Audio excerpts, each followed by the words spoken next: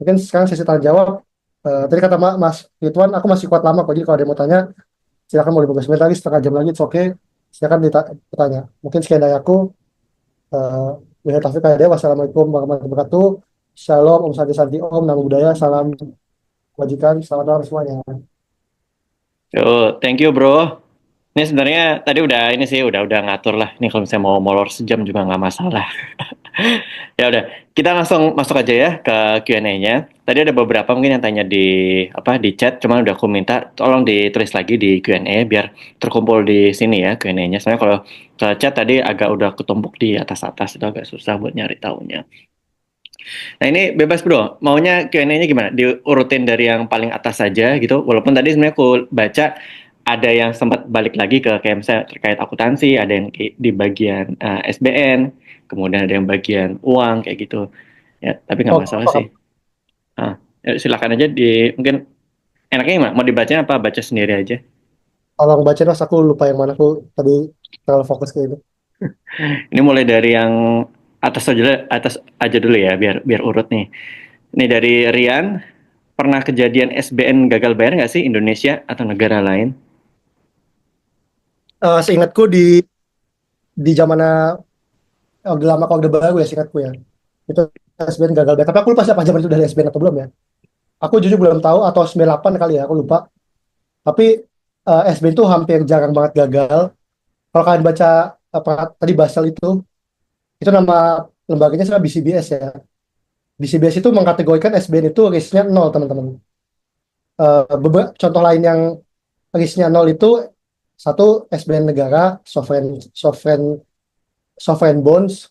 Yang kedua itu SRBI ya. SRBI maksudnya sertifikat Bank Indonesia lah, SBI. Terus kas itu juga nol, ini ya, risknya juga nol. Jadi kalau kalian megang kas sama aja. Jadi kalau menurut teorinya BCBS sebenarnya hampir nggak mungkin gagal. Tapi apakah negara ada yang gagal? Ada. Argentina tuh gagal, Rusia tuh gagal tahun 90-an bikin krisis juga. Jadi kalau Indonesia aku lupa ya, tapi kayak kalau nggak zaman, pokoknya zaman krisis lah, biasanya kalau SBN gagal tuh pemerintah gimana caranya akan pasti akan dibayar gitu.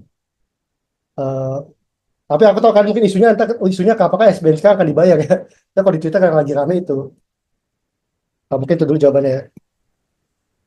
Oke, ya ya nggak apa-apa. Nggak usah terlalu dalam-dalam. Nanti kalau saya masih belum paham atau ada timbul pertanyaan lagi, nanti bisa masuk di Q&A lagi aja. Oke, berikutnya dari ini Rian, yang tadi yang nanya ya, ini pertanyaan yang lain. Apakah fractional reserve banking ini bisa bikin inflasi besar-besaran juga yang terjadi jika banyak yang gagal bayar? Apa yang terjadi jika banyak yang gagal bayar? Itu ya, itu masalahnya dari sistem kredit modern memang jangan sampai gagal bayar. Makanya kalau kalian baca, ya kembali lagi Basel ya, pasti Basel nih. Basel itu mewajibkan, kan kalau kalau nggak bisa bayar itu sebutannya namanya, rasionya namanya NPL ya, non performing loan. Jadi BCBS sendiri dia Basel maksimal 5% ya. Jadi kalau kan ngasih bank itu kalau ngasih kredit 100, apa namanya, ngasih kredit itu 100, yang 95 tuh harus bisa kebayar. Maksimal 5%.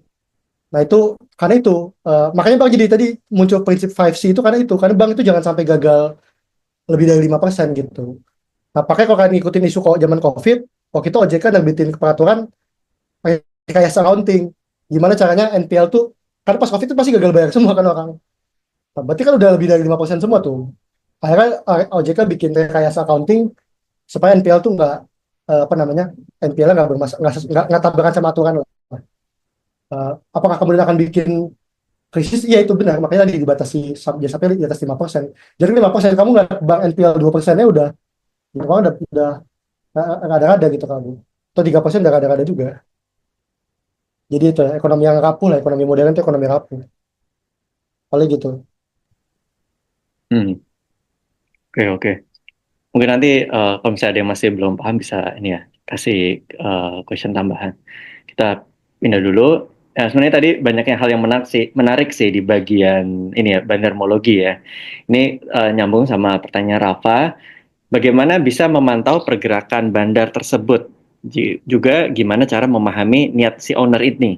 Emangnya tadi kan disebut juga tuh niat owner tuh rencananya mau kayak gimana, mau target masuk MSCI kah atau memang buat ngeboost si harga sahamnya kah, itu cara bacanya gimana? Apakah emang harus ada insider apa gimana? Ya sebenarnya gini ya, owner-owner di Indonesia itu pemainnya dia doang lah. Maksudnya kita tahu sama tahu, tadi aku pakai nyebut papa aja, sekarang udah tahu papa itu siapa gitu. Nah, papa itu kenapa misalnya papa tuh di market sangat di respect gitu ya. Karena papa itu tidak akan, bukan tidak akan sih, tapi ini juga aku tidak mau brainwash bukan untuk beli bandar, tapi aku juga ingin mempelajari why people ikut bandarmologi gitu ya. Eh, itu harus lihat owner sih reputasinya. Ownernya itu investor apa trader gitu. Kalau ownernya megang barang, jadi kalau di saham itu selama owner itu masih megang barang, artinya dia masih percaya sama barangnya dia, masih percaya sama sahamnya dia. Kayak saham TIP misalnya dipegang itu 97%. Udah selama 97% itu masih dipegang sama dia, you trust aja. Bermasalah ketika dia ngejual itu barang. Makanya kalau kan jadi bandar yang di, kenapa bandar tanda kutip ya, bandar non konglo, bandar itu harus izin sama ownernya. Karena kalau dia enak jidat kagak izin sama owner naikin sahamnya, tapi owner yang megang 97%, tiba-tiba dijual, drop semua itu harga barangnya. Bisa diguyur istilahnya, bahasanya. Makanya bandar non konglo, bandar market maker itu harus izin juga ke konglonya gitu. Nah, gimana cara tahu intensinya? Itu harus ngeliat juga reputasi owner ya, karena dia bagaimanapun dia punya reputasi yang baik gitu. Dia nggak mungkin, bagi dia cuma suprit doang gitu, kekayaan dia kaya banget, cuma dia hanya menggunakan ini untuk financing project dia yang lebih besar kan. Dan selain papa misalnya ada juga eh, papa dan papi. Misalnya papi juga terkenal karena udah jago di kungfu di pasar modal. Dia nggak akan ditahan, nggak akan just dia nggak mau sampai drop. Terus ada saham lagi kemarin yang habis IPO juga di sektor renewable energy, kan tau lah dipecah dua kan, batu bara. Ya papa yang satu itu juga kan sempat harga sahamnya drop, mau keluar dari MSCI dia push lagi gitu ke atas. Jadi memang karena dia punya reputasi yang baik juga gitu. Jadi hati-hati juga sama bandar-bandar yang konglo-konglo yang tidak punya risk appetite atau reputasi yang kurang bagus gitu. Nah, makanya uniknya juga nih, karena aku dulu pas kuliah tuh banyak aktivis ya. Dunia aktivisme tuh beda banget sama dunia market ya. Kalau di dunia market itu konglo tuh dia banyak yang di respect karena dia menjaga banget harga sahamnya. Jangan sampai retail kita tuh kalau rungkat gitu, rugi. Tapi kalau di aktivis kan ya semua konglo kan penjahat lah istilahnya. Dulu kami kayak benci banget sama orang kaya gitu. Ya paling gitu sih. Eh ya harus tahu reputasi orangnya lah. Dia punya nama baik yang baik juga kan, dia nggak mau rusak demi uang seuprit yang rusakin nama reputasi kan nggak mau juga. Dia kan Hmm. long term game gitu sih. Kalau Kalau berarti aku sekarang ini ya, apa, feel-nya udah bukan feel aktivis lagi ya? masih mas cuman pakai duit inilah. Saya kan PEP ya, politik ex, ex, politically exposed person ya, harus pakai rekening orang lah. Acak. Oke, oke, oke. Wah, ini questionnya nambah terus nih. Ini ada yang terkait masalah riba nih. Dan banyak yang tadi nanya, ini bakal bahas syariah ekonomi juga apa enggak. Pertanyaannya ini anonim, gimana relevansi riba di saat kredit menjadi jantung ekonomi modern? Ini mau dijawab nggak terkait ini? Saya bisa juga nggak? Satu, aku sebenarnya tidak terlalu pakar syariah, tapi kalau akhir saya sebenarnya susah sih. Maksudnya eh, apa namanya? Ya itu udah jadi kayak universal value yang susah untuk dilawan sih memang konsep riba ini. Dan eh, beda kalau bank syariah teman-teman. Kalau bank syariah itu kan dia kalau dia ada namanya akad kan. Akad itu nggak boleh. Kalau beda bank konvensional sama syariah nih ya. Kalau bank konven kan kamu mau beli barang, aku kasih duit aja. Kamu bisa bilang, bang, saya mau beli mobil 100 juta. Ya udah aku kasih 100 juta. Kemudian kamu tidak menggunakan 100 juta itu buat beli mobil, itu urusan kamu gitu istilahnya. Yang penting 100 jutanya balik, 100 juta plus bunganya balik. Itu bank konvensional. Tapi kalau bank syariah itu nggak boleh kayak gitu. Bank syariah itu bank akan membelikan kamu mobil, tak mobilnya jadi milik kamu. Sorry, belikan kamu tergantung akadnya sih, ada akad bagi hasil segala macam, tapi barangnya harus dibeli sama bank. Ntar kamu nyicil ke bank, ketika cicilanmu udah lunas jadi sepenuhnya punya kamu gitu. Itu ada kata-kata sih kayak apa, musyarakah mudharabah, ITNB, apa, ijaroh ijaroh ditamlik, lupa aku lah. Itu ada kata-kata, cuma kadang ada apa, jangan sampai ada barang yang tidak sesuai sama itunya dan penambahan nilai sesuai. Kan kalau bank syariah itu kan pakainya modelnya margin ya. Jadi kalau kamu beli rumah harganya 100, deal-dealan mau 120 nggak, nah 120 itu keuntungan, tapi bukan bunga. Kalau bunga tadi kan jadinya menggunung-gunung kayak tadi gitu kan. Cuma aku kurang paham, eh, jujur belum terlalu paham bank syariah secara lebih detail, tapi sebenarnya ada susah memang konsep syariah. Ini objectively ngomong ya, atau sependek pengetahuanku ya, dengan konsep negara modern, apa, dunia modern yang udah kayak begini, ya riba udah jadi inilah, nggak ada solusi, susah untuk ini, untuk dijadikan apa, paling kalaupun syariah bisa masuk cuman eh, alternatif aja gitu, tapi untuk jadi vis a vis lawan yang sepadan masih ada susah sih kayaknya. Tapi katanya mungkin 500 tahun lagi, 1000 tahun lagi aku nggak tahu ya. Eh, Apa mungkin orang lebih sadar bagusnya syariah, mungkin akan berubah ya dunianya. Tapi kalau dunia hari ini sih ya susah, udah konsepnya tadi tuh. Paling gitu sih, sorry kalau kurang kurang menjawab ya. Hmm. Tapi memang setuju sih terkait syariah nih, karena kita udah hidupnya di zaman yang tadi udah ruwet banget ya dengan sistem yang kapitalis sekarang ini, mungkin buat bisa ngalahin si sistem yang sekarang mungkin agak berat. Paling balik lagi ke person to personnya ya. Jadi kalau misalnya mereka memang feel-nya lebih tetap ke syariah, ya sebisa mungkin kayak misalnya dari banknya pakai bank syariah, ataupun kayak untuk leasing atau mau utang pembelian apa, coba pakai syariah. Tapi mungkin berharap untuk bisa menggantikan jantung ekonomi yang modern sekarang ini, ya itu masih belum tahu lah. Kita lanjut lagi. Pertanyaan ini dari Mas Budi. Ini kayak kayak pertanyaan dosen. What is risk? Apa itu risiko? Kalau dari Pai. Eh Resiko adalah, aku itu secara literalnya ya, kita Mas Ripon bisa bantu juga ya, kebetulan beliau kan modeling ya, jadi dia lebih jago. Eh Ya sih menurutku sesuatu hal yang membuat kamu tidak sampai ke tujuanmu lah. Mungkin I don't know hitung definisi pastinya gimana. Mungkin ini Mas Ridwan yang bisa jawab, tolong dibantu Mas. Ya, Di situ. ini ya benar sih. Maksudnya ini risikonya di mana dulu nih? Risiko yang di kehidupan apa risiko di finance? Kalau finance kan sebenarnya lebih ke volatilitas ya, uncertainty. Misalnya kita ngomongin tadi high risk, expect high return kayak gitu.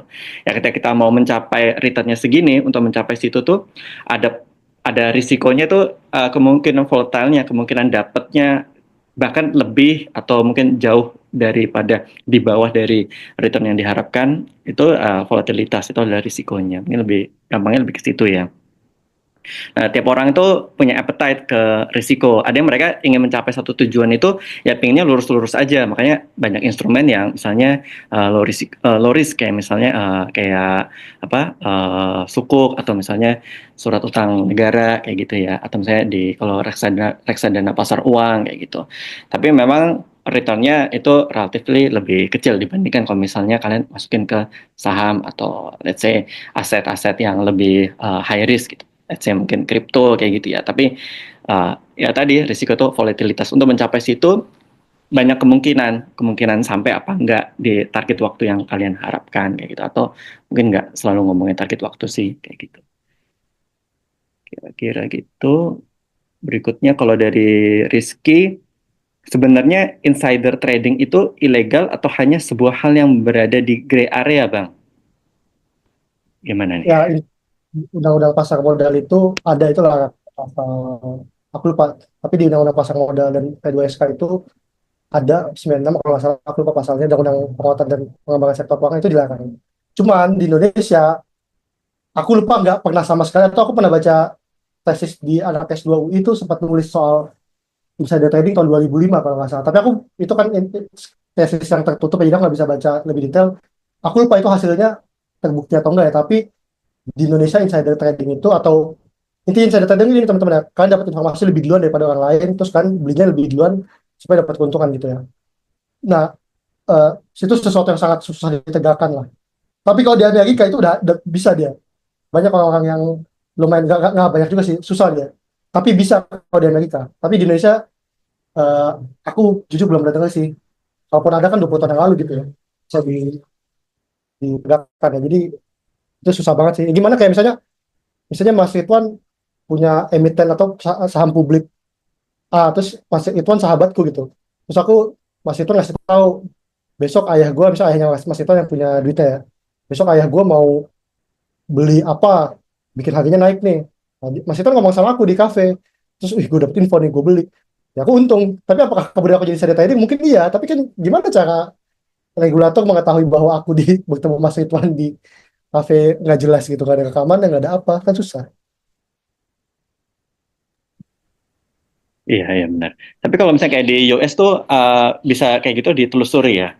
Soalnya kalau kayak di Norway, case-nya biasanya lebih ke insider trading tuh yang jelas-jelas misalnya dia pejabat publik gitu. Kemudian ada saudaranya atau bahkan pasangannya kayak gitu, yang mana dia misalnya trader gitu atau misalnya dia kerja di sekuritas kayak gitu.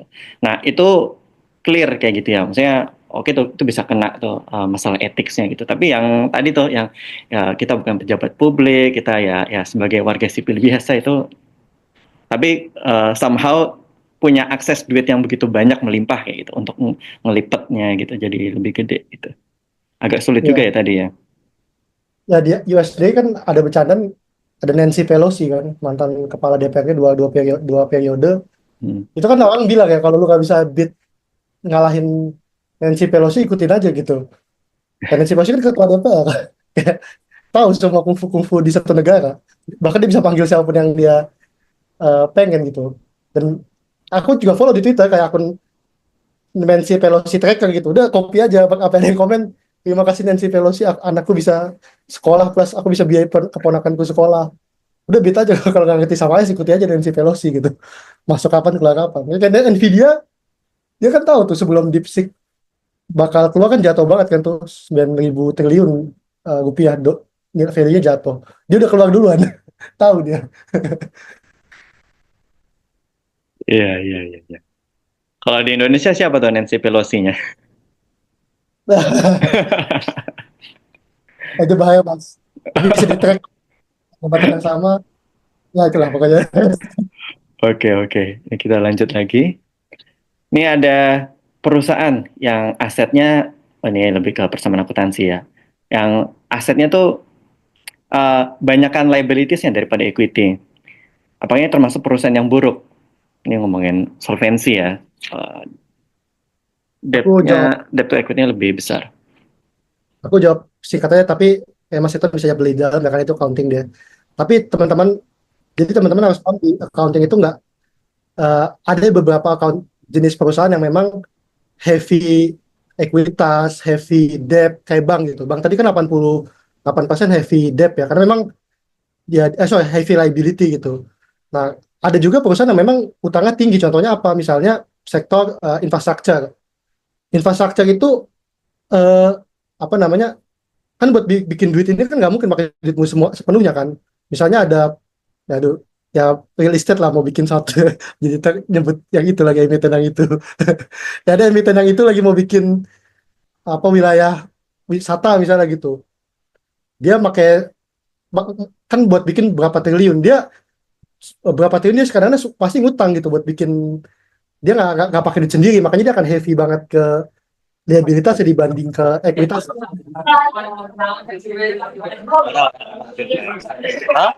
Ini contoh jelek, tapi eh, kalau perusahaan-perusahaan tertentu itu jadi memang karakteristiknya begitu. Contoh lagi nih, misalnya ada satu rasio namanya PER ya, price earning ratio, di sini deh. Ini kan intinya price earning ratio itu kan eh, berapa, kalau kamu price PER-nya 3, artinya kalau kamu beli tadi ya, berapa berapa tahun kamu balik modal gitu. Nah, base performance saham di 2024 itu kan perusahaan real estate lah bisa dibilang ya. Tapi PER-nya sampai ratusan kali lipat misalnya gitu. Itu kenapa kok eh, PER-nya gede banget? Berarti kan kalau PER-nya 500 misalnya gitu, berarti kamu butuh 500 tahun buat balik modal. Kenapa harus banget, eh, apa namanya? Kenapa PER-nya gede tapi kamu masih beli gitu loh? Masa harus nunggu 5 tahun buat balik modal? Nah, karena kalau di perusahaan real estate itu duit itu baru masuk, bukan catatan accountingnya ya. Itu baru bisa diakui sebagai pendapatan ketika udah peralihan kunci gitu. Akhirnya ya dia belum bisa ngeklaim pendapatan dalam jumlah yang banyak. Nah, itu accounting accounting detail ya, tapi mungkin Mas Ridwan lebih jago lagi untuk detail-detail kayak begitu. Ini udah accounting advance yang setiap industri itu ada karakternya gitu. Mungkin Mas Ridwan bisa tambahan tentang rasio leverage itu sebutannya. Rasio leverage-nya tinggi gimana, Mas? Aha. Iya, biasanya kalau kita ngomongin ini ya, perusahaan itu kan pasti kan butuh namanya capital ya, capital baik itu untuk ngebiayain working capitalnya, ya, kayak buat buat core bisnisnya, sama juga capital expenditure buat aset-asetnya. Nah, capital itu bisa dibagi jadi dua kan, mau itu ngambilnya dari debt atau dari equity. Nah, ketika kita akses ke capital, ini singkat aja ya.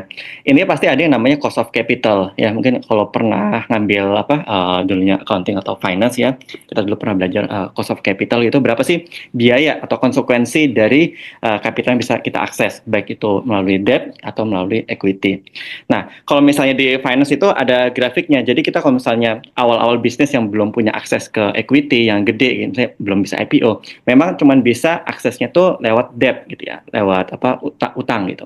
Nah, tapi debt ini tuh awalnya memang cost-nya jauh lebih rendah dibandingkan kalau cost of equity, tapi pada certain tertentu ya, maksudnya ada limit tertentu. Nanti ketika debt-nya tuh makin besar, itu tuh akan makin tinggi ininya apa cost-nya. Tapi nanti dia tuh kayak kayak distribution normal kayak bell curve gitu.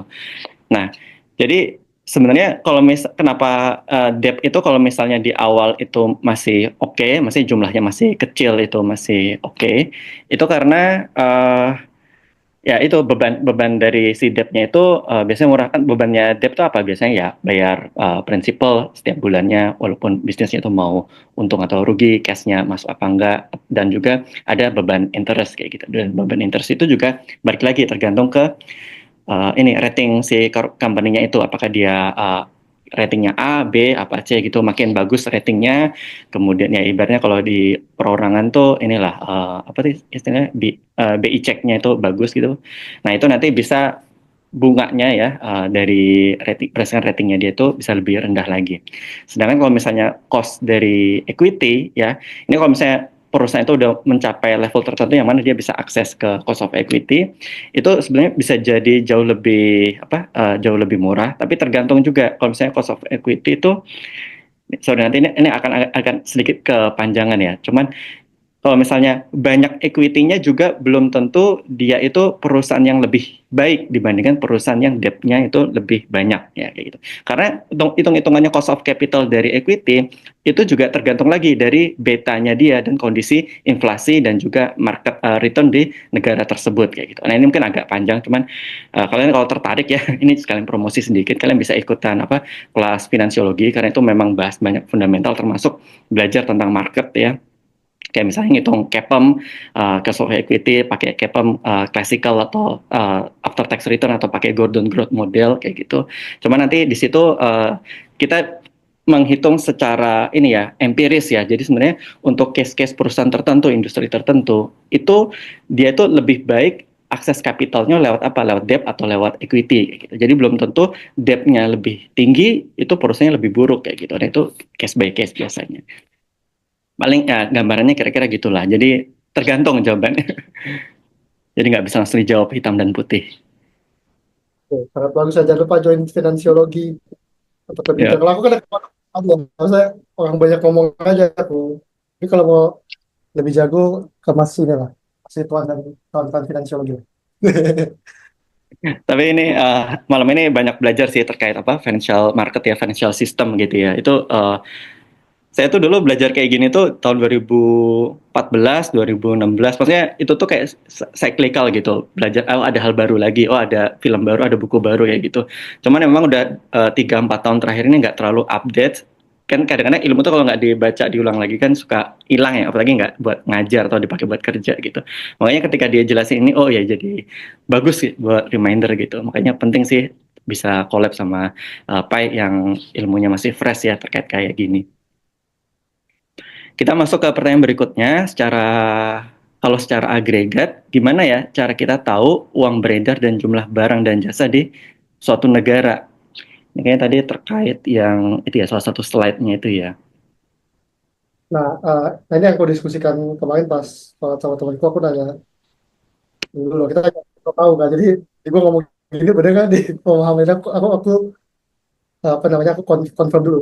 Sebenarnya konsep fractional reserve banking ini benar-benar apa namanya, benar-benar ada atau gimana. Tapi menurut dia, negara itu udah nggak bisa sebenarnya. Secara literal meng-capture sebenarnya yang jumlah uang itu berapa, ataupun nggak bisa, lebih tepatnya semakin sulit. Karena tadi kan definisi uang itu kan whatever, semua hal yang bisa disepakati menjadi alat pembayaran gitu ya. Apalagi sekarang dengan adanya beberapa jenis keuangan baru ya, kayak cryptocurrency, ada teman cryptocurrency kayak Bitcoin dan segala macam. Bahkan dulu Facebook itu sempat mau bikin yang namanya eh, meta meta uang meta lah gitu, aku lupa nama uangnya apa. Nah, itu yang dorong BI untuk nerbitin namanya Project Garuda. Project Garuda itu kan pada intinya ingin ngebuat uang rupiah digital. Nah, itu Project Garuda itu karena memang pada kenyataannya ada tiga ekosistem yang rupiah itu tidak bisa masuk gitu. Makanya harus dibuat uh, yang disebut uh, Central Bank Digital CBDC, CBDC dibentuk CBDC, Central Bank Digital Currency. Nah, kenapa proyek Garuda di BI itu dibuat juga? Karena ada tiga ekosistem yang hanya CBDC yang bisa masuk, uang kripto bisa dibangun. Ada di Web3, Metaverse, sama DeFi. DeFi itu Decentralized Finance ya. Nah, itu sebenarnya bukan bidang aku yang lebih dalam, mungkin teman IT lebih jago ya. Tapi itu aku dengar dari orang BI, kenapa dia mau dibikin kayak begini? Ya kan itu, karena definisi uang semakin gak jelas. Kemudian tadi apa namanya, karena fraksional ini jadi semakin termasuk, karena Amerika itu dua kali kuantitatif easing ya.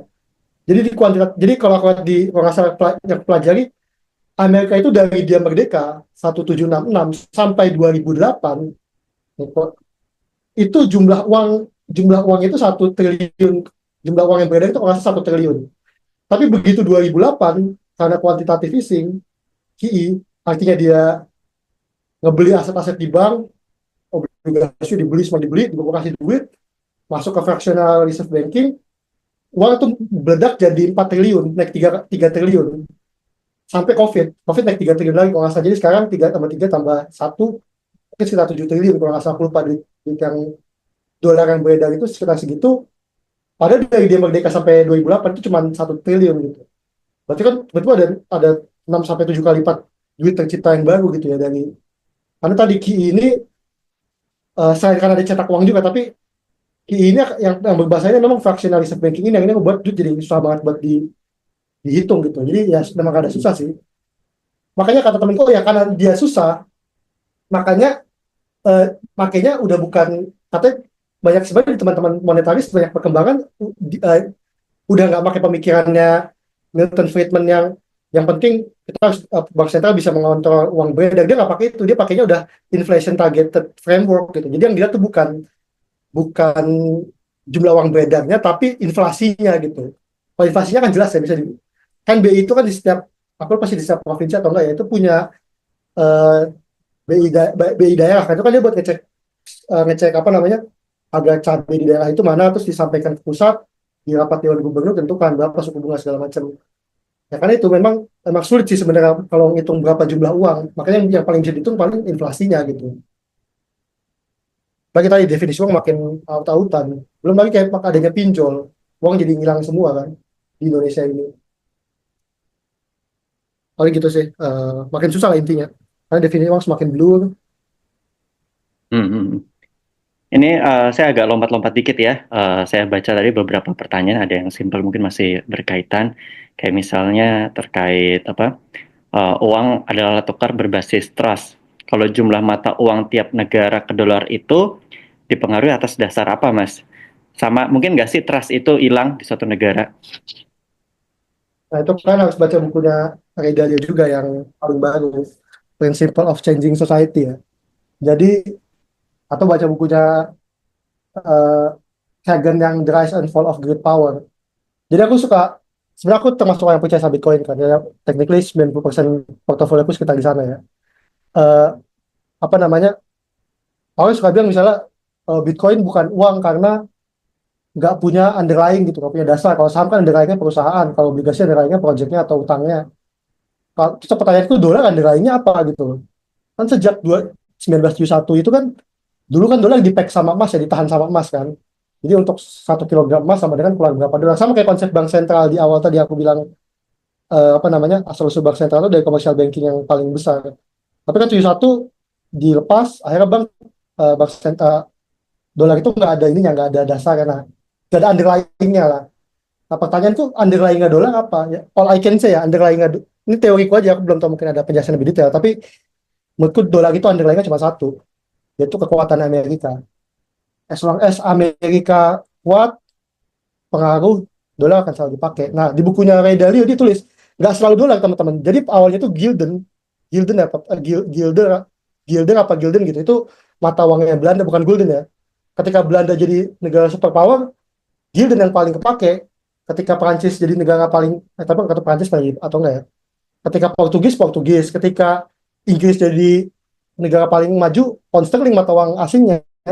Nah, sekarang dolar ada paling kuat. Nah, apakah selanjutnya ketika mereka kalah mungkin mata uang BRICS atau mata uang Tiongkok? Nah, itu nggak tahu. Karena menurutku dolar itu menurutku ya underlyingnya itu cuman cuman kekuatan Amerika. Makanya temanku yang treasury-nya bank ya yang kerjanya ngurusin nilai tukar apa main di pasar falas ya pasar mata uang asing dia tuh cerita kalau Israel itu menginvasi Palestina itu dolar menguat kata dia karena kepercayaan terhadap mereka semakin tinggi gitu. Tapi kalau entah misalnya Hamas menyerang Israel, dolar turun kata dia begitu. Tapi itu aku belum itu kata temanku yang itu ya. Jadi memang apakah suatu saat dolar akan dihilangkan ya, itu menurutku tergantung Amerika sih bagaimana dia mempertahankan Pax Amerikananya ya. Paling gitu sih. Karena aku nggak tahu juga underlying dolar apa ya. Dasar dolar tuh dihargai apa? Selain kekuatan Amerika dan dominasinya. Oke, oke. Ini sebenarnya tadi sempat ya disentuh juga sama Pai terkait apa kripto dan Bitcoin. Soalnya ada yang nanya juga pandangan Pai tentang kripto khususnya Bitcoin kayak gimana. Mungkin tadi sekilas sudah langsung dijawab ya. Atau mau ditambahin? Ya mungkin orang benci sama teori konal ya.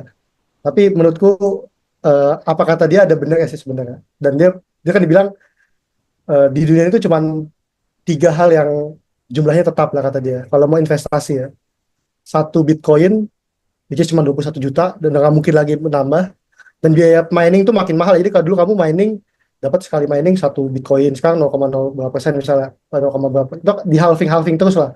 Makanya akan ada titik di mana halving Bitcoin itu kan tuh halving Bitcoin kan butuh GPU yang komputer paten lah. Akan ada satu titik di mana mining Bitcoin itu lebih mahal daripada jual beli Bitcoin. Nah, itu titik di mana orang udah malas mining. Jadi mending jual beli aja untung. Nah, motivasi tuh ada 3 yang dan aku setuju juga sebenarnya. Bukan sih aku biasanya banyak terinfluence sama dia untuk Bitcoin ya, untuk menurutnya cuma 3 lah investasi yang jumlahnya bisa sama. Satu gold karena dia God's money ya, duita Tuhan. Meskipun mungkin teman-teman astrofisika bilang sebenarnya emas bisa nambah dari asteroid dan segala macam mungkin ya. Bitcoin cuma 21 juta sama ini apa kata dia? Manhattan, Tokyo, Canggu apa tuh namanya? Real estate tapi di tempat yang paling mahal di dunia gitu. Mungkin Mas juga pernah di Ritsumeikan, tahu lah di Tokyo kan gila harga tanah kan gila banget Mas. Makanya aku nggak tahu Mas pas di kuliah di Ritsumeikan Hmm? ini kan apartemen atau apa kan karena mahal banget tanah kan. Iya, mahal-mahal banget. Itu pun kalau mau bikin properti di sana biasanya kecil-kecil gitu. Saking mahalnya. Gitu. Jadi ya jumlahnya terbatas yang pengen banyak ya naik terus. Ya paling gitu sih pandanganku. Tiba-tiba Oke, oke. Nah, ini ada beberapa pertanyaan nih terkait market ya. Kayak misalnya, ini ada yang tanya nih dari Adi. Tanya situasi 2025. Kira-kira terkait industri tech yang bagus. Oh sorry, terutama industri tech bagus nggak ya buat kerja dan investasi di sana ke depannya? Kayak gitu. Ini kan lagi tech winter nih. Ada pandangan nggak bro tentang itu? eh, pas aku masuk kuliah, lulus kuliah, itu tech lagi enak banget lah. All I can say, aku kayak lulus kayak cuma 4 hari sejak lulus kuliah langsung ke tech gitu bagian di startup. Cuman all I can say itu udah nggak terjadi sekarang lah. Udah winter sekarang. Mungkin all I can say itu sih. Apalagi karena kasus kemarin yang tidak bisa kita sebut tahu lah ya, ikan itu I don't know sih, itu masih perdebatan juga, ada bilang sebenarnya nggak sengaruh itu, tapi all I can say pas aku lulus kuliah it's very easy to, kalau bisa lompat-lompatnya gampang banget, gajinya gede banget. Aku nggak lihat itu di ke depan sih, makanya bercandaanku sama nongkrong juga sama teman-teman, ya Indonesia tuh ujung-ujungnya hanya bisa inovasi makanan doang udah, kata dia. Udah susah kita untuk tek-tek, tapi ya itu bercandaan aja, tapi aku tetap percaya Indonesia ya bisa lebih bagus lah.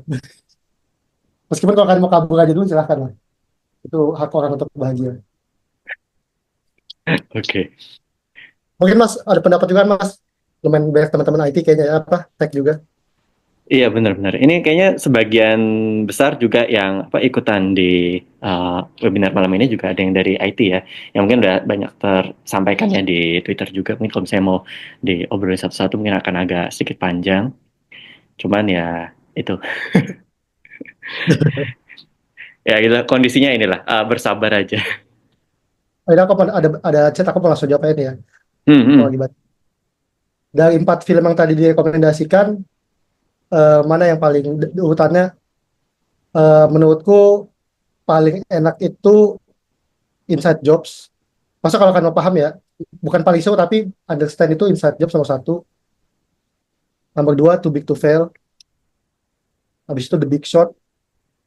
eh, Baru keempat ini. Ini dari membuat paham ya teman-teman. Eh, tapi kalau seru, ya pasti The Big Short itu paling seru lah.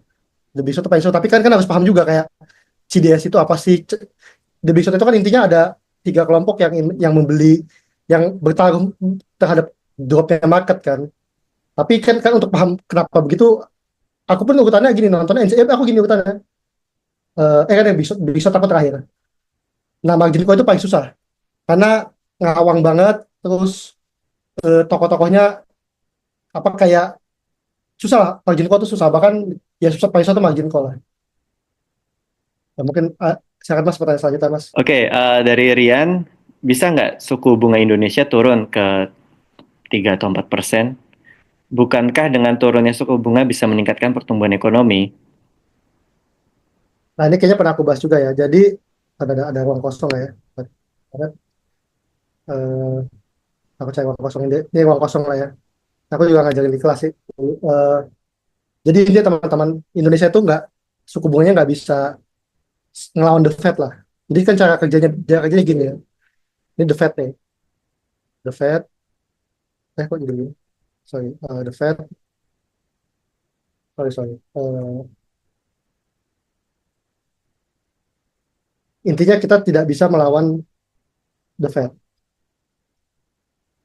Ini the Fed itu naikin suku bunga turunin misalnya 3%. Artinya ntar lu kalau nabung di gue dapat 3%. Berarti kalau biasanya ntar menteri keuangannya dia, Treasury of AS, sorry, ininya ada kedip nih. Jadi begini cara kerjanya suku bunga kita ya. Nah, kenapa aku selalu ngomong the Fed gitu. Karena enak juga. Tapi kenapa kita harus ngerti the Fed? Jadi gini, ini the Fed nih. Federal Reserve ya, Bank Sentral Amerika, nurunin sampai 3% misalnya. Artinya kan kalau nyimpen di dia dapat 3%. Berarti entar pemerintah AS kan juga butuh utang kan. Berarti Secretary of Treasury atau Menteri Keuangannya akan nerbitin obligasi yang bisa kita sebutnya sebagai US Treasury Bond gitu. 10 tahun lah, 10 tahun surat utang, obligasi gitu, obligasi AS. Soalnya ini jelek banget tulisannya. Obligasi AS nggak mungkin di bawah 3% karena kalau gitu ngapain gue beli obligasi AS, mending gue langsung kalau The Fed aja. Dia akan naikin ke 4% biar dibeli. Nah, karena berarti kan, nah di sini Indonesia BI nggak mungkin nerbitin itu di bawah The Fed atau di bawah di sini. Karena kenapa? Kalau kita nerbitin 2%, nggak ada reason lagi buat gue naruh duit di sini. Mending gue langsung masukin ke Amerika aja.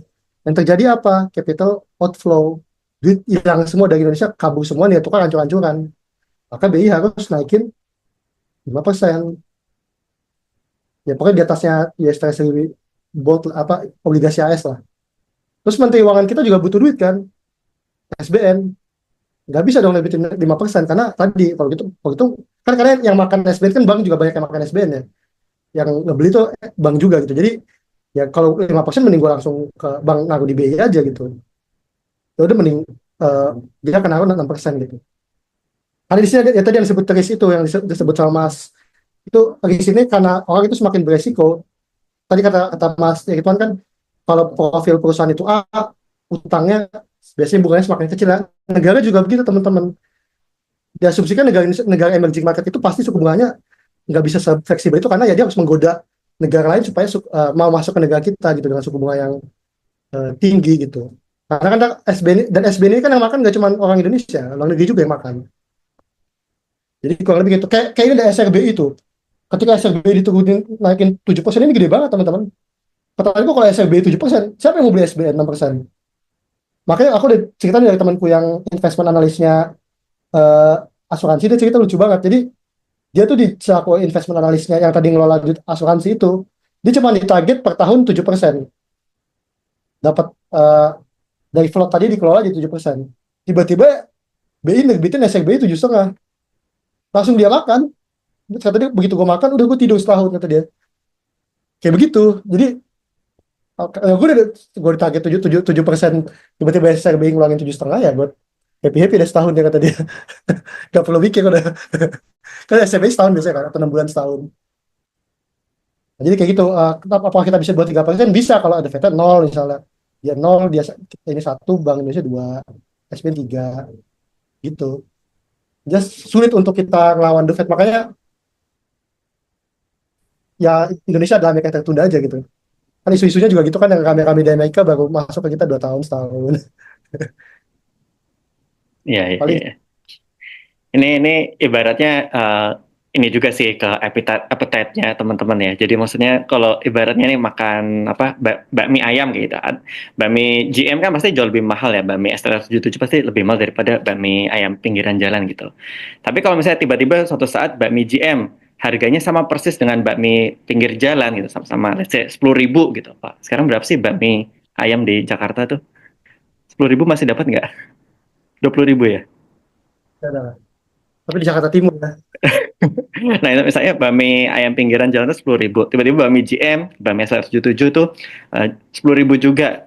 Ya daripada makan di pinggir jalan, mending yang apa lebih aman, lebih bersih, lebih steril, lebih jelas enaknya gitu kan dengan harga yang sama lah. Ya, sama juga sih sebenarnya kalau ada ini ya ada investasi, yang satu dari pemerintah Indonesia, yang satu pemerintah Amerika, apalagi The Fed gitu. Ya kalau bisa apa dapat harganya sama, yang ambilnya yang keuntungannya sama ngambil yang bagus sekalian kayak gitu, lebih jelas kayak gitu. Nah ini lanjut ya ke ini Reza sama Eko nih pertanyaannya hari ini masih terkait Bank Sentral. Gimana cara Bank Sentral injek stimulus lewat mana? Kenapa ketika Bank Sentral memberi stimulus, riski aset cenderung naik? Ini dari Jadi gini, Reza. aja calon PCP, kalau orang PCP, orang BI jangan-jangan. eh jadi gini teman-teman, kenapa ketika jadi kan itu nama kebijakannya sebenarnya operasi pasar terbuka ya. Jadi operasi pasar terbuka itu tentang BI itu ngebeli aset-aset, misalnya bank, obligasi segala macam dibeli sama BI, dikasih duit mereka, injeksi ekonomi. Karena duit yang beredar itu jadi banyak teman-teman. Biasanya bunga itu akan turun. Karena kalau kamu bisa gini, bank punya duit cuma 10, pasti kamu nahan-nahan kan. Yang mau ngambil apa yang pengen minjem kredit di bank ada 20 orang tapi 20 sedangkan kuota yang di bank cuma bisa buat 10 orang. Akhirnya dia jadi ada apa demand apa supply demand kan akhirnya harga kreditnya jadi naik gitu. Tapi ketika dia diinjeksi ekonomi, tadinya yang maunya tetap 20 tapi sekarang jadi 40 duit banknya, dia akhirnya akan kasih murah aja gitu. Nah, ketika suku bunga turun teman-teman, biasanya suku bunga turun, suku bunga kredit turun, instrumen kan berarti instrumen-instrumen kayak obligasi turun juga. Misalnya tadi bank kredit hasil 15%, tapi ketika diinjeksi ekonomi turun jadi 10%, SBN-nya aslinya 6%, obligasi 6% turun jadi 4%, deposito turun lagi, nggak menarik kan. Akhirnya orang nyari instrumen yang lebih risk, yaitu kripto atau saham. Jadi kalau suku bunga rendah, biasanya orang akan nyari yang lebih risky lah. Hmm. Ngapain naruh cuma 2%, 3%, inflasinya 3% gitu istilahnya kan, Hmm. misalnya. Hmm. Itu kalau suku bunga rendah, biasanya apa namanya, ya instrumen eh, apa instrumennya naik, instrumen yang risky itu naik. Masih siklusnya kita pakai itu, aku kan berkali-kali ngetweet juga ya. Ayo pantengin BI rate, pantengin the Fed rate, karena itu apa namanya, kalau dia turun kita langsung lihat pasar modal naik gak gitu misalnya. Kan sebenarnya kalau kalau kan udah jago semua kayak gini kan udah paham SKT. Jadi Mas Ridwan bilang udah paham SB, udah paham deposito, udah paham saham, udah paham kripto, ini kan ganti-ganti aja sebenarnya. Kayak Mas kan tahun lalu naik 60% tuh kalau nggak salah. 60, kalau saya dari di Indonesia ya, dari 1 juta jadi 1,5. Itu karena kan emas itu adalah investasi yang anti teori dia. Dia ketika semua chaos dia naik harganya. Karena semua orang ngejar emas kan.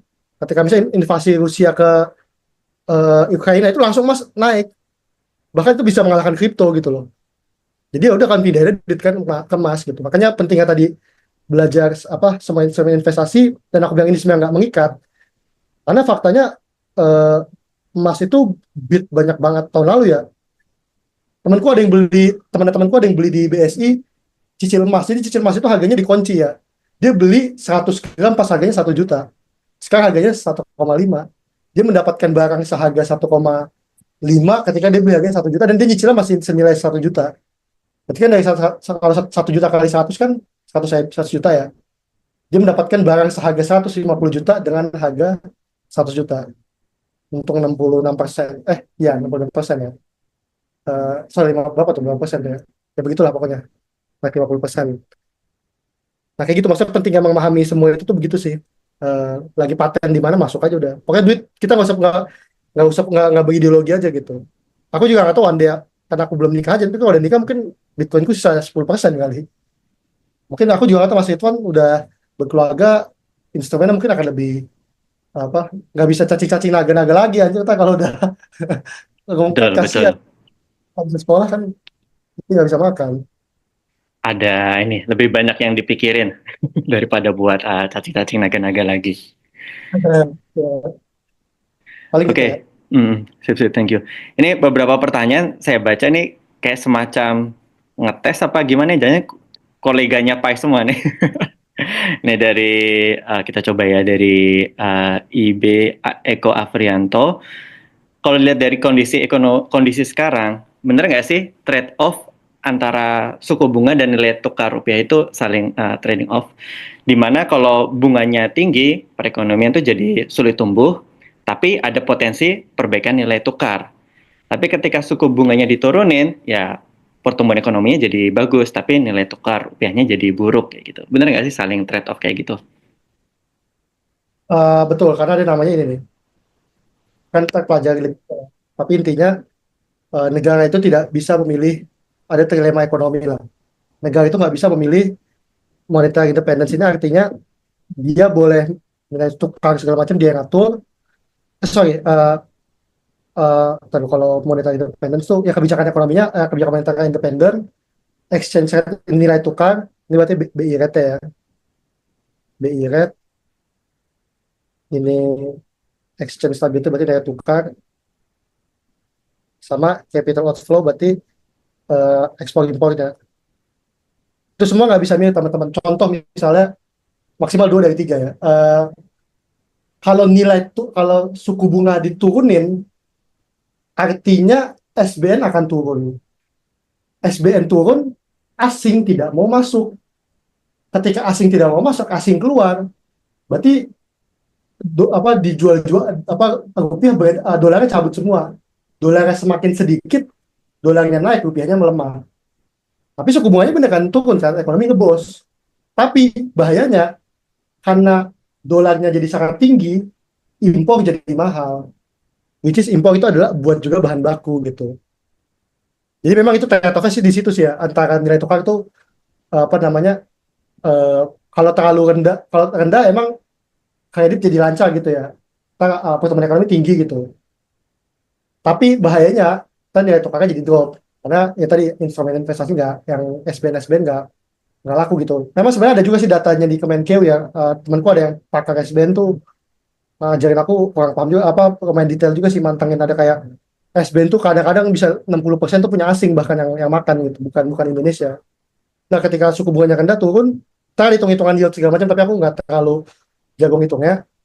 Eh, tapi ya itu memang tidak tidak bisa lah, selalu ada trade off antara eh, makanya di sini aku nulis ya, sebelum krisis 98 Indonesia tuh pakai sistem PEG ya, di PEG. Jadi PEG itu ditahan mata uangnya. Tadi gimana cara ngenahan mata uang kan? Gimana cara rupiah itu, misalnya gini, kita mau nahan rupiah selama 10.000, itu caranya pakai gini, operasi apa namanya, intervensi pasar falas. Jadi kita harus dapat ekspor yang banyak, berarti kan kita dapat dolar banyak tuh.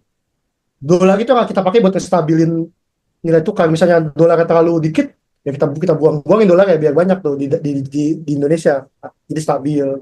Tapi masalahnya karena kita buangin dolar, kita cadangan devisa kita kan menipis. Kita kalau ada krisis mati kita.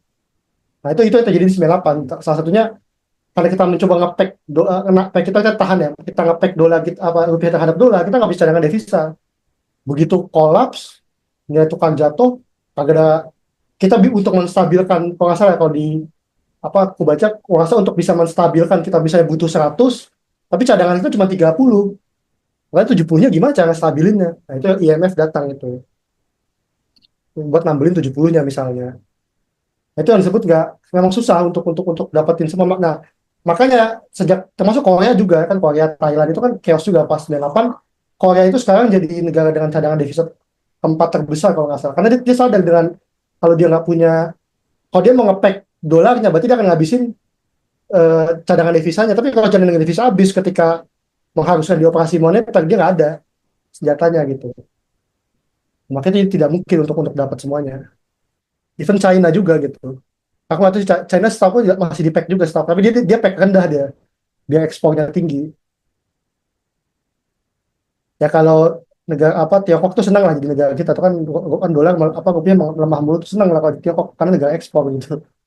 Kalau kita kan masih, kan sebenarnya di neraca perdagangan kita aku baca kita masih untung ya untuk apa, neraca perdagangan kita, ekspor kita masih lebih tinggi dibanding impor. Tapi aku kok kayaknya ya, aku lupa, mungkin teman-teman ekonomi tahu, tapi kayaknya di sektor sumber daya alam yang terlalu berat sih. Jadi ekspor kita tuh kayak ekspor apa, eh, kita ekspornya yang benda-benda kayak sawit dan segala macam, tapi buat impor yang buat bahan makanan kita yang lebih penting, tanda kutip gitu, bukan lebih penting sih, tapi lebih kerasa ke kita gitu, masih impor. Jadinya harganya dinaik-naik juga meskipun kita surplus perdagangan. Dan surplus perdagangan itu nggak ada hubungannya sama inflasi teman-teman ya, itu lebih ke cadangan devisa sebenarnya. Ya soal ini kadang-kadang ngawang emang moneter itu. Dulu karena pas kuliah aku senangnya kebetulan baca, karena aktivis kan bacanya filsafat, ilmu politik apa, sospol, religi apa, teologi. Jadi aku senang moneter, emang ngawangnya ini yang sebenarnya sama kayak belajar filsafat ngawang ya. Ya begitulah. Pokoknya nggak bisa milih lah, intinya ada trinitas apa, teorema ekonomi ini. Hmm. Oke, teman-teman, ini waktunya tinggal 10 menit lagi nih, udah tambahan dari 2 jam yang pertama tadi. Mungkin dua pertanyaan terakhir ya, Pak ya, coba dijawab sesingkat mungkin aja. Ini aku pilihin 2 dari 11 ini, sebenarnya ada 2 yang pertanyaan mirip. Yang pertama adalah Bank Plat Merah sebagai proksi ekonomi Indonesia dan bank merupakan jantung perekonomian di Indonesia. Berarti apapun yang terjadi pada bank plat merah ini, Indonesia pasti akan melakukan apapun juga untuk menyelamatkannya. Artinya, beli saham bank plat merah itu keputusan paling aman. Bener nggak sih? Sama, gimana Pai melihat perekonomian 2025? Apakah akan segelap itu dengan inflasi cuma 0,76 year on year? Oke, next question ya. Hmm. Ini anak fundamental banget nih lihat. Tapi all I can say, di sebuah negara berkembang itu saham bank itu akan selalu jadi investasi yang paling menarik lah bisa dibilang. Karena kan kita masih butuh banyak pembiayaan, masih pembangunan masih banyak. Jadi memang saham bank itu adalah saham yang eh, bisa kamu pegang seumur hidup lah bisa dibilang. Eh, at least big four-nya itu ya. Macam kayak sekarang nih, BRI kan lagi drop ke 3.000 berapa nggak tahu update berapa 3.600 kali dari 6.000, berarti kan lagi di diskon setengah nih. Itu sebenarnya lumayan, aku tidak mengajukan tapi maksudku kamu tak, kalau kamu ngerti BRI itu biasanya akan kecil kamu untuk masuk ya, karena kamu sadar kayak BRI itu bagus tapi lagi di diskon meskipun butuh. Tapi gini, bagaimanapun saham bank itu adalah refleksi ekonomi ya. Kayak kemarin tuh Mandiri di laporan tahunannya growth-nya itu naik 19%. Sorry, itu tidak terlalu dalam ya, tapi intinya negara berkembang akan selalu bagus sama megang saham bank, sampai dia jadi negara maju. Kan kabarnya mungkin udah teknologi, sektor jasa segala macam, tapi bisa di hold seumur hidup iya, dan nggak bakal mati iya, bisa dibilang. Akan gimana aja. Tapi kalau 4 bank besar termasuk BCA juga ya, eh, BCA plus 3 bank himbara itu bisa dipegang seumur hidup, bisa dibilang lumayan. Tapi kan harus pelajari masing-masing yang kan taste-nya kan cocok yang mana ya. Kedua, bagaimana kondisi 2025 eh, dengan inflasi yang sangat rendah gitu ya. Ini aku tidak mencoba memisahkan diri dari pandangan politik ya. Jadi apa namanya, mencoba untuk pakai rumus sederhana aja lah. GDP, ingat rumus GDP, masih pada ingat? GDP sama dengan government spending G plus consumption plus investment plus ekspor min import M. Sorry, plus M. Ya beginilah pokoknya. Intinya pertumbuhan ekonomi adalah government spending, pengeluaran pemerintah, ditambah pengeluaran rumah tangga non pemerintah, ditambah investment. Tapi ini investment harus, biasanya contohnya FDI ya, bukan investment di pasar modal ya, tapi maksud buka lapangan kerja, bikin pabrik, tambah impor kurang kurang, tambah ekspor kurang impor. Nah, yang terjadi ke depan adalah yang akan chaos tuh di C-nya ini nih. Yang akan chaos adalah eh, konsumsi rumah tangga. Nah, dan permasalahan utamanya adalah Indonesia itu adalah negara C, negara jajan lah kalau kita bercandaannya. Orang suka bercanda Indonesia itu nggak punya negara, itu pertumbuhan pasti 5%. Karena apa, digendong sama C-nya ini, apa government, konsumsi rumah tangga. Kalau yang terjadi sekarang, aku merasanya digeser gitu dari C ke G. Jadi kayaknya pemerintah pengen pengen dia yang ngeluarin duit, masanya itu teori dasar ya, tapi dipangkas juga. Jadi aku nggak paham sebenarnya government itu maunya kemana gitu. Mau inti dari G sama C ini kan gini, kamu punya duit 100, kamu lebih yakin duitmu dipakai pemerintah atau dipakai sama kamu gitu loh. Intinya gitu, kalau kamu lebih pede dikasih pemerintah ya kamu kasih ke G. Kalau kamu merasa ini lebih pede, kamu lebih tahu apa yang kamu butuhkan, kasih ke C. Nah, problematikanya sekarang dengan pemangkasan anggaran itu multipliernya lumayan akan terganggu. Kayak banyak industri yang sebenarnya bergantung juga sama pengeluaran pemerintah kalau kita bicara Keynesian gitu ya. Nah, inflasi rendah kan, asal inflasi kan kalau kata orang kan 2-3% itu bagus ya. Nah, di bawah itu malah jelek, malah menunjukkan deflasi. Nah, makanya aku nggak tahu apakah anggaran ini akan sampai sejauh mana, tapi aku justru belum kebayang sini mau nge-push 5%-nya menggap-menggap banget. Kalau C-nya udah habis, tapi G-nya dipangkas juga, aku juga bingung sebenarnya duitnya kemana. I juga susah kan, kita pasti kalah, kita investment tuh kalah sama Vietnam dan Malaysia misalnya. Ekspor sama impor ya gitu-gitu aja kan. Kita muter di G sama C aja gitu. Nah, jadi ya mungkin akan suram, dan saham banking akan chaos meskipun ya dia akan chaos dengan intinya kan, kalau kondisi ekonomi lagi nggak enak, maka kredit juga nggak disalurkan gitu kan. Bank nahan, pertumbuhan pertumbuhan bank juga nahan gitu, apa ketahan juga, maka sahamnya juga akan ketahan gitu. Jadi meskipun di diskon tapi harus dipikir-pikir ulang, lihat makronya juga ya. Ya paling itu, sorry kadang-kadang kelamaan, dan sorry banget tadi di 3 jam plus 1 jam. Makasih banget Mas Setuan di apa namanya nemenin selama 3 jam. Oke, oke, thank you, Pai. Ini satu lagi deh, dari Hamdan ini, masih Oke. terkait kripto ya, ini saya menarik. Benar, benar nggak sih bahwa uang itu ya emang bisa dicetak out of thin air ya? Itu mengapa Timothy Ronald bilang kripto lebih aman dibanding saham. Tapi bukankah kripto itu juga bisa dibikin out of thin air? Walaupun Bitcoin supply-nya udah terbatas 21 juta tadi, tapi kan bisa aja bikin koin-koin baru yang dari udara kayak gitu ya. Tapi apa bedanya sama uang? Mungkin itu sebagai Nah, penutup ya. oke. Nah, tadi yang perannya bagus banget nih si Hamdan ini, orang pinter lah dia. Eh, Satu, kenapa Timothy Wahana bilang, jadi gini, Timothy itu memisah, dan aku juga setuju, kita harus memisahkan antara Bitcoin dan kripto ya. Jadi Bitcoin itu menguasai 55% market cap dari seluruh kripto, Ethereum itu 16%, berarti 16 plus 55, 71, 29 itu the rest, sisanya semuanya ribuan koin. Di setengahnya lebih kripto itu adalah Bitcoin. Nah, Bitcoin itu udah nggak bisa dianggap sebagai kripto kalau menurut Timothy Ronald ya. Dia itu sebagai aset jatuhnya, sama seperti emas. Nah, dia bilang kenapa eh, kalau di negara kacau, kalian mau kabur aja dulu, tapi aset mata uang kalian udah nggak berharga gitu. Berarti kan akan mengandalkan emas sebagai kekayaan kalian kan. Tapi kan nggak bisa kalau dari negara maju, negara hancur ditahan di megang emas, ditahan dong di perjalanan gitu, ditahan di imigrasi misalnya. Nah, makanya dia bilang kalau negara chaos, taruh di Bitcoin. Karena dia lebih stabil daripada, karena dia aset gitu, aset emas yang bisa dibawa kemana-mana lah istilahnya. Nah, tapi kalau kripto memang itu lebih harus dilihat sebagai sebuah saham. Kripto itu ada project ya teman-teman, kayak Ethereum gitu. Atau aku lagi ngungkap juga di XRP misalnya, Ripple. Itu ada projectnya, ada underlying, gue bikin ini karena mau apa gitu. Nah kalau projectnya sudah tidak jalan atau udah ada yang lebih baik, nah itu yang seringkali seperti perusahaan kesalip, places, jadi sahamnya kesalip. Nah jadi memang Bitcoin dan kripto itu harus dibedakan. Bahkan sama Ethereum sendiri, Bitcoin udah beda gitu. Kayak Ethereum kan buatan orang Rusia.